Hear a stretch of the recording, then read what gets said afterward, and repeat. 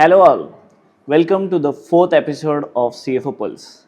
Today's topic is nothing but SME IPOs and how about investing in India. Today we have none other than Mr. Devang Kabra from Walfo PMS, who is a certified SEBI registered PMS advisor with us. He'll be throwing a light on a lot of topics: why to raise money, how to raise money, where to invest, how to invest, what is the outlook on India, and lot more. So stay tuned for the full podcast. Welcome Devang to our podcast on CFO Pulse. So Devang bhai, as we have understood, it's a golden time to be an investor in Indian stock markets or Indian markets in general. I mean, what do you think?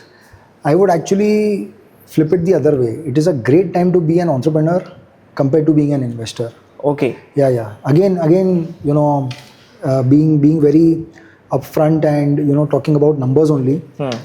There are companies which started off in COVID 2018, 2019. They started off, did 10-20 crores of turnover, and we invested in the company.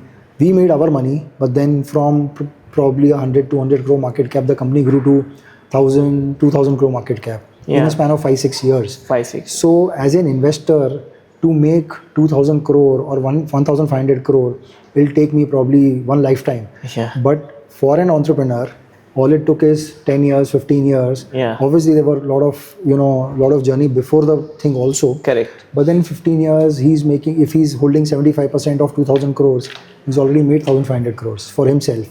True. There is, whether the business is big or small, there is enough money in various forms which are available for investment, be it debt, equity, private equity, IPO or post-IPO, whatever. So, absolutely right. I mean, I'll pick from there. So, we have already spoken about debt on our, last episode. I would like to understand the other side, equity fundraising, there are different options again over there, different instruments, different options. Yes. What do you think? So there are different instruments, and this is also where entrepreneurs make mistake. They raise the wrong kind of money at the wrong time. Right. So a company should, it's a very subjective answer. The company should get investment at the right time, but the right kind of investment. So you spoke about debt. Debt is something which is the cheapest form of investment, which Correct. comes into the company. You pay interest and all the equity is with you. Yes. Now, when it comes to equity investment, there is a strategic investment where the incoming partner invests in equity and he's sticking with you for 5-10 years. Right. Because he belongs to the same industry. He's either your client or your supplier. Or your competitor for that matter. So there is that strategic investment which comes in, which is good for a particular stage of the company or for a particular industry. For another kind of a situation, private equity investment or VC investment would be better. For another situation, it would be going straight to the IPO without going the private equity or VC way. Yeah. It really depends upon the situation where your company is, and as an entrepreneur, what is your vision with the company? What do you want to do? IPO could follow VC or PE investments. PE investments could follow IPO. Okay. There could be a strategic investor and the decision of not getting listed at all. I know companies who are earning 600-700 crores per year. The person is paying 125-130 crores worth of tax, and he chooses not to get listed. Right? So it all depends upon, it's a very subjective answer, but yes, for an entrepreneur, there are lots of opportunities or lots of areas where he can pick and choose the kind of investment which is coming inside his company. So very interesting thought you have mentioned here. Some of the companies may not even choose to go for listing. Yes. There is a PEVC round after IPO and there is PEVC round before IPO as well. I would ask you, given a choice to go for a PE, what kind of companies will not go for a PE and should go directly for SME IPO probably or IPO if they have both the options, and what kind of company should probably avoid SME IPO depending on the stage, as you rightly said. So what would be that stage and what would be that nature or the sector of company which should follow either only PE or either only directly SME IPO or IPO? Okay, so to answer that question, two things. One, I would like to put a disclaimer that whatever I'm saying now is Yeah. not an investment banking advice. I'm not allowed to do investment banking. I'm a SEBI registered portfolio manager, and whatever I say is my opinion. It is not Yeah. essentially what everyone should do or should not do. As I told you, things are very subjective.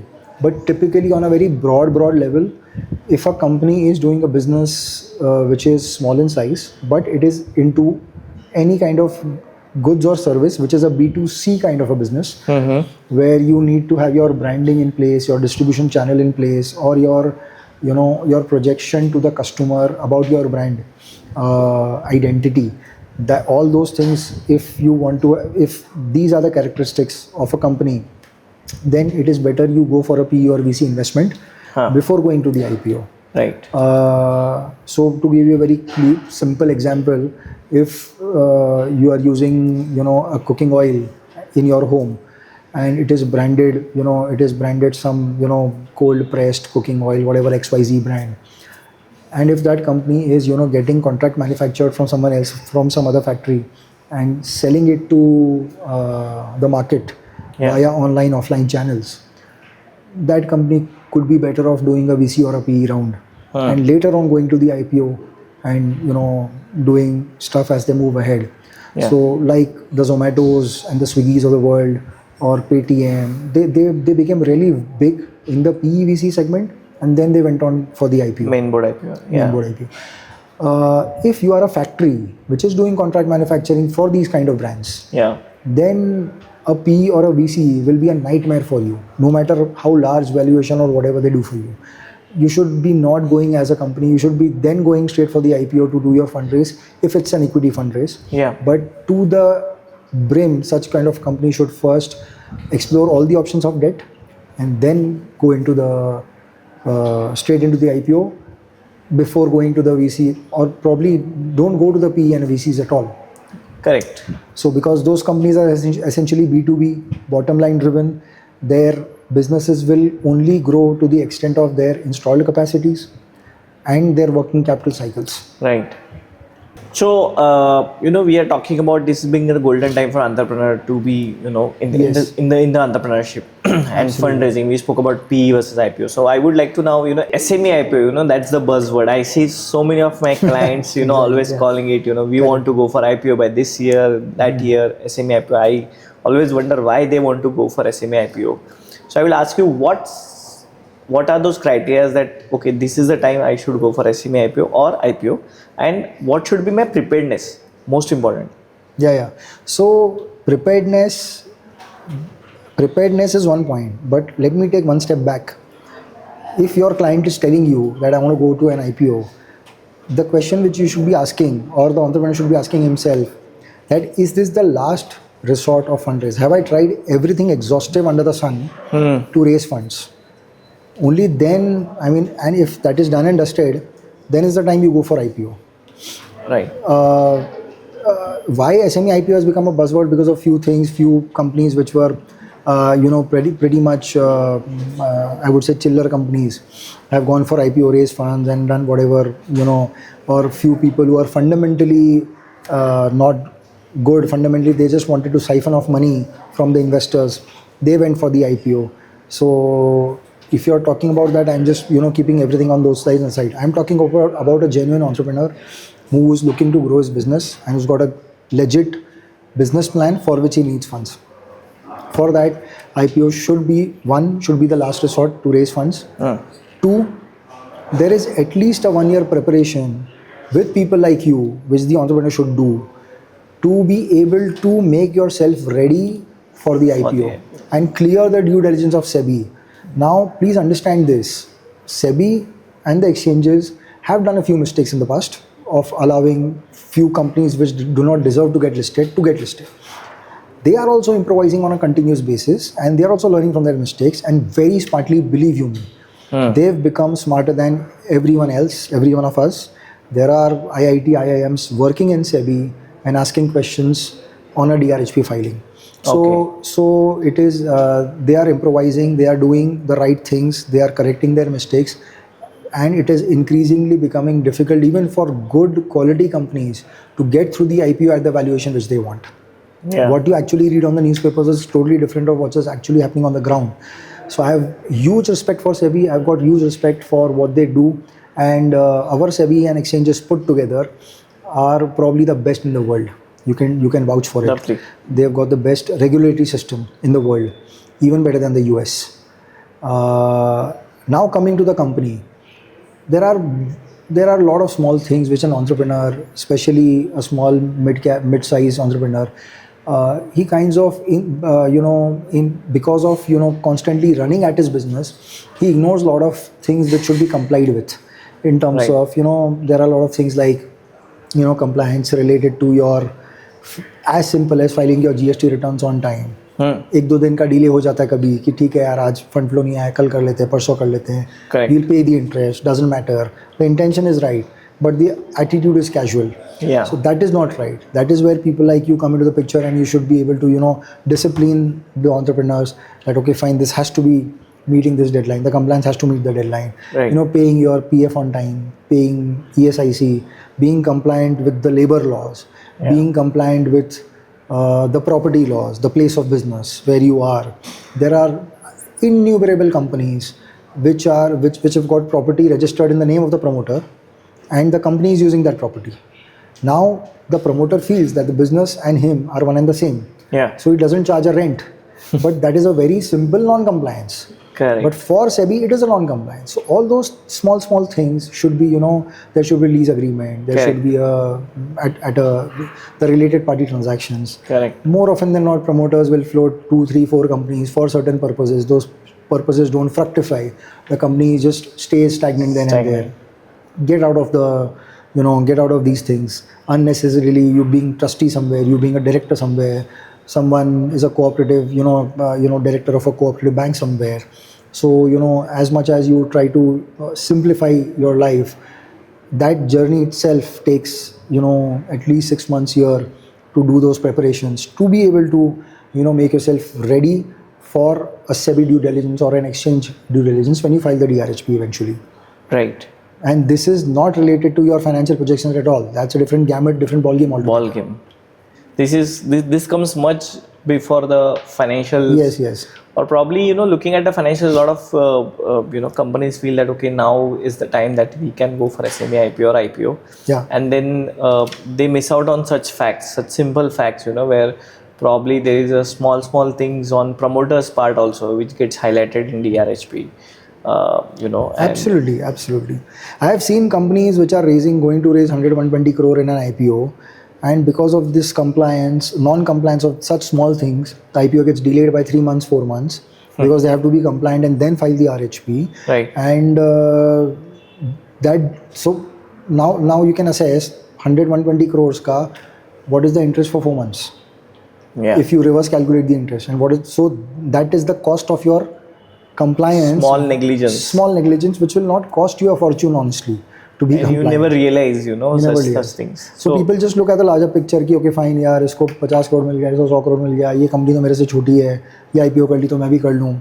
Correct. So those things are you don't know the hurt inside the promoter, which a small non-compliance gives him, or it gives the investor also, because Right. after the IPO, the investor is also sailing in the same boat as the promoter. So as much as it hurts the promoter, it will hurt the investor also. Right. That's the reason, a lot of times we at CFO Pulse run IPO readiness check, and as you rightly said, we have our own SME IPO readiness program for almost 1 year, where we look at this preparation. Now, coming to the positive side, Yeah. Now, how much IPO has impact on the brand perception of the company? Because now one company has become a listed. So how much that brand perception changes in positive way for that company? Do they have more bargaining power as well? Of course, it has a huge impact, because once you are a company which is listed, the banks who are lending to you, they will assume that you are doing certain compliances out of the compulsion of listing. Yeah. The moment you are listed, you are having a full-time CS. So all your material, episodes in the company are getting filed on the exchange, Right. which is there on public domain for anyone to see. your suppliers are respecting you, your customers are respecting you. You can have policies inside the company as a listed company which are to your benefit for your suppliers or to your customers. So there many people do that. There are, if you are in a B2C business, which and the company eventually lists itself, that becomes very good for your branding also. Branding also. So there is a lot of branding activity which goes behind the promoter as well as the company, and the point is you should be able to use it to your benefit in a intelligent and of course a very, very honest way. Honest way. That's true. I mean, ethically has to be a very good strategy. See, because market will always reward ethics. Yeah. Market will always reward if you've done right for the investor. Yeah. In any of the years, completely after that, you will always, the market will always reward you. The listed space especially will always reward you. I mean, you can understand a company called there is a retail company. There are two retail companies. I can name them because I'm not. We are nowhere invested there. One is Trent and one is DMart. Yeah. DMart is trading at 100 price earning multiple. Trent is trading at between 150 and 175 price earning multiple. Price to earning, yeah. So the valuation. Optically, it would seem that why would anyone give 100 price earning, 170, 150 price earning? But the point is, the company or the earnings are not getting rewarded.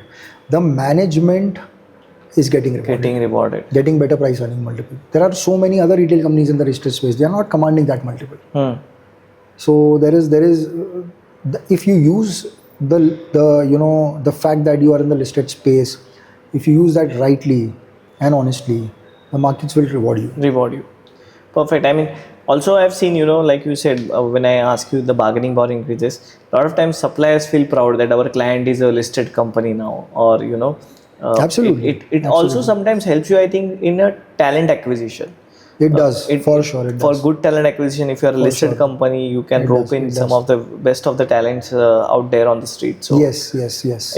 Yeah, I mean, I'm sure the way NSE emerge and BSE's SME IPO exchange. I mean, with these steps, it is for the benefit of entrepreneurs. It is up to you how you take it. SEBI is always there to help you with. But you have to work within the framework which is given there. See, I can give you examples of few companies who have used this very, very positively. We've been fortunate enough to identify those companies at an early stage and invest in them. Few are SME companies, few are on the main board, but very small size companies. Yeah.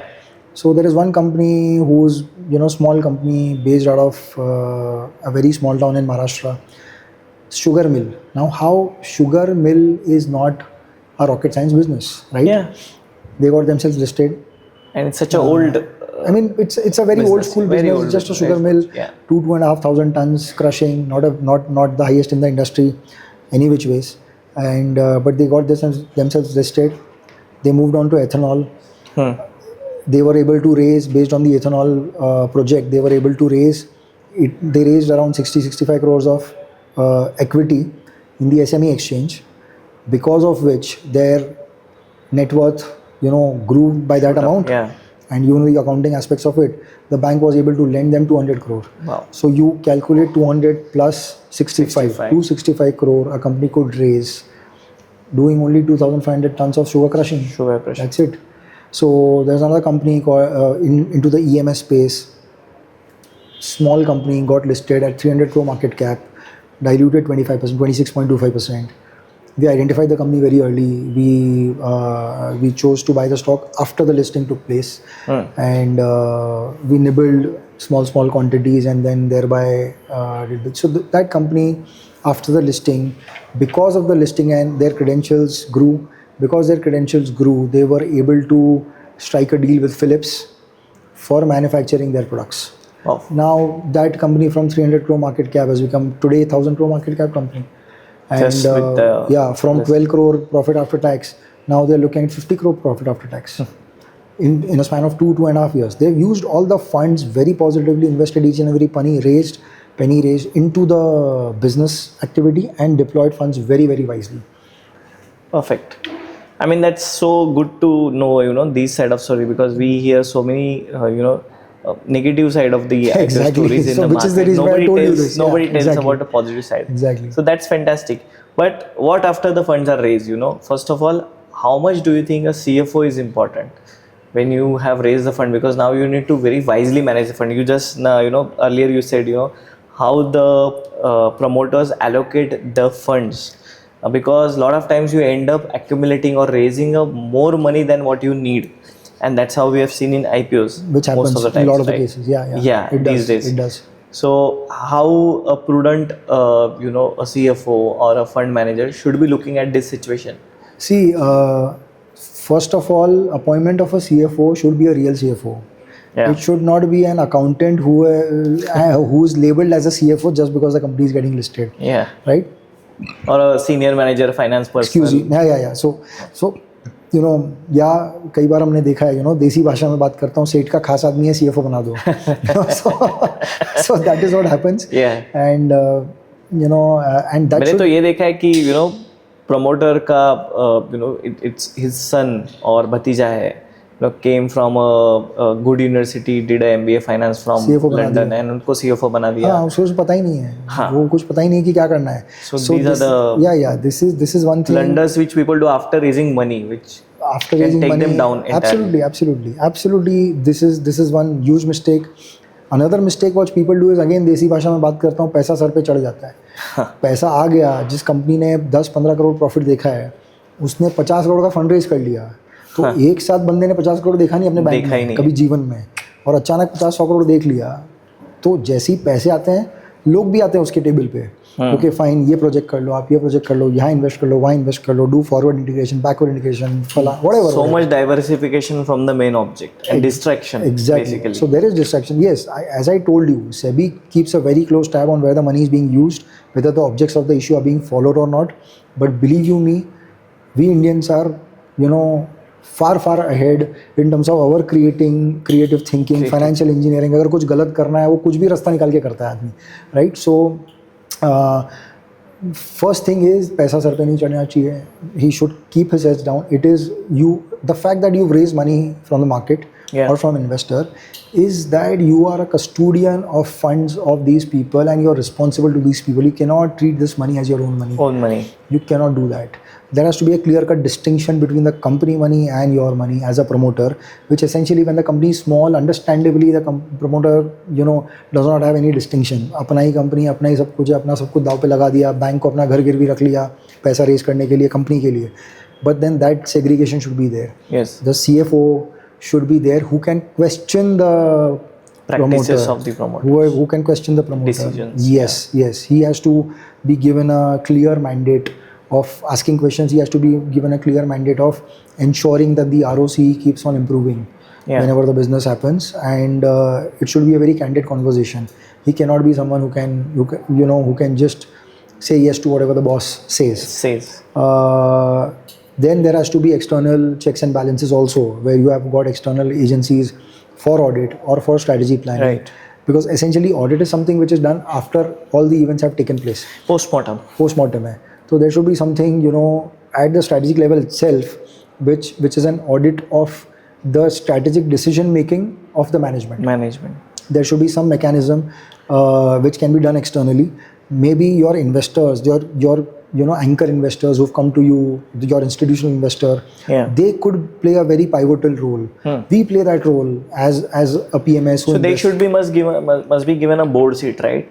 Or probably you give such people board seat which are ethically comes from a very high standards and also come from a very experienced industry background. So because once you are listed, obviously you have to appoint the independent directors, non-executive directors. So yes. So that is one way of doing it. The mandate from the government is that okay, this should be, but you and I know that this does not happen in a lot of the cases very genuinely. Yes. But at the same time, for example, with us, we don't take board seats in our investee companies, but we play the role of what a true independent director needs to play the role. Because ultimately we are in the journey for probably a decade, 5 years, 10 years का हमको journey promoter के साथ करना है. So we come in the picture and try to see what value addition we can do to the promoter at a strategic level. Of course, operations is his baby; it's not our. So we try to do that. So whether board seat or not, it's the promoter's responsibility to identify such people who can confront and brainstorm in a healthy way at the strategic level. Then comes, CFO, who can put all these things on paper and monitor whether these things are happening in the operations or not. Correct. Excellent. To avoid the post-listing pitfalls like we have seen in many companies, I think it is more important that you invest in systems much before probably going for IPO. Absolutely. You have those good governance practices. You invest in governance, risk, compliance practices. You have those reporting structures, data-driven decision making. I keep saying this on CFO Pulse. How companies today don't harness the power of data when everyone out there is just harnessing the power of data, and so many companies, especially by B2B manufacturing companies, not targeting the power of data and don't have any real-time data-driven decision-making systems in place. Correct. That is something lacking with a lot of smaller companies, and to have an understanding, the promoter to have an understanding of all these data-driven decision-making or deploying systems, that itself is one journey.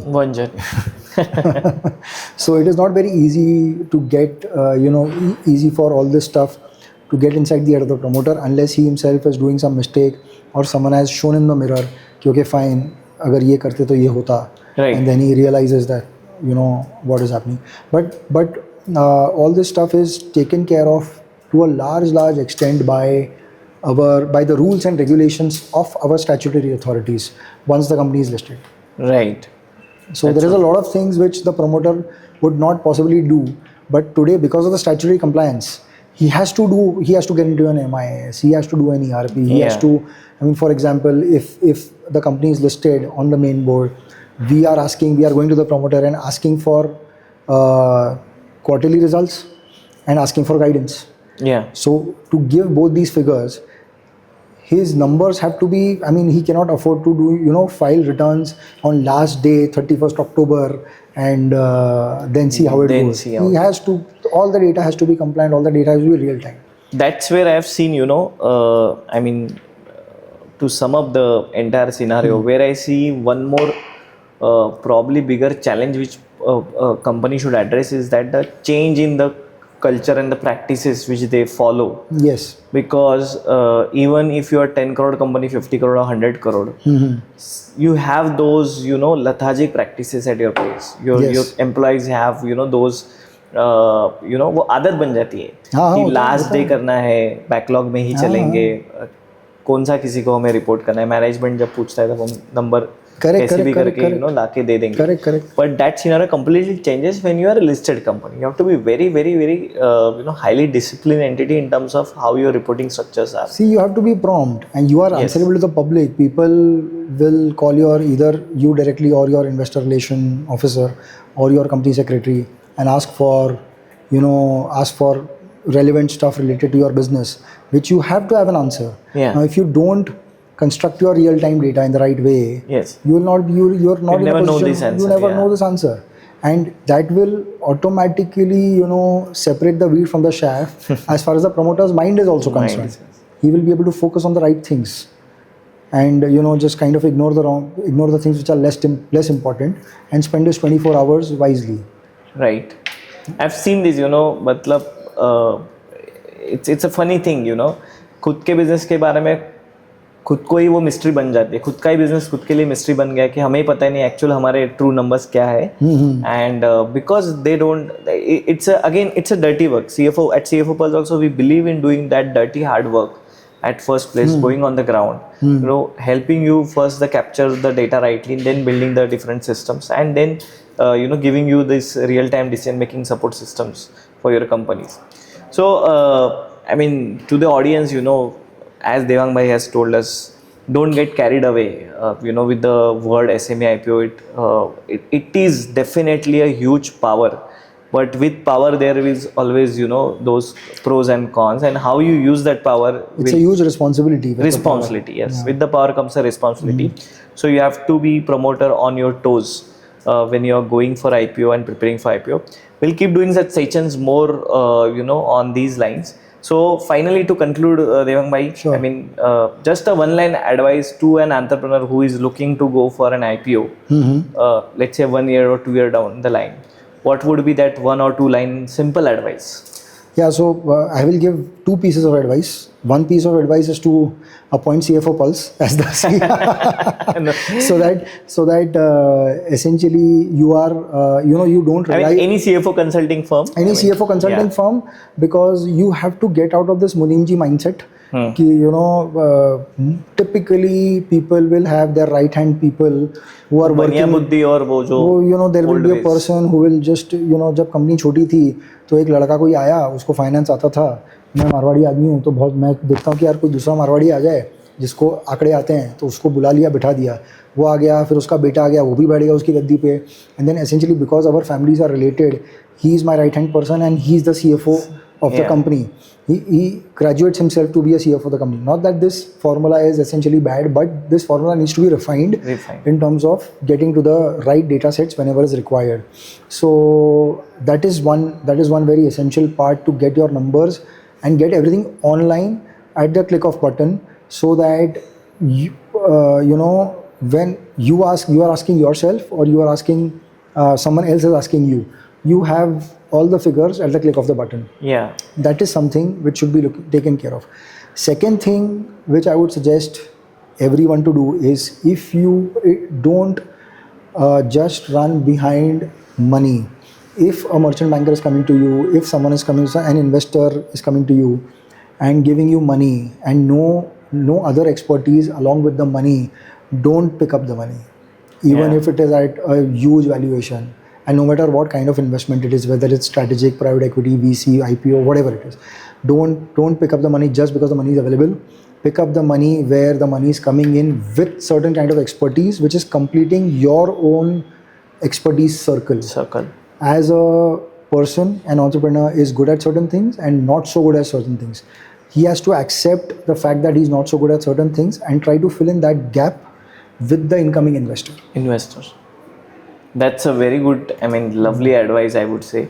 So thank you so much, Devang Mike, for this amazing knowledge. I would say knowledge session. It's not anything else. So thank you so much for being here today, and we would love to hear more from you in the coming days as well. Sure. Thank you for having me here. Thank you.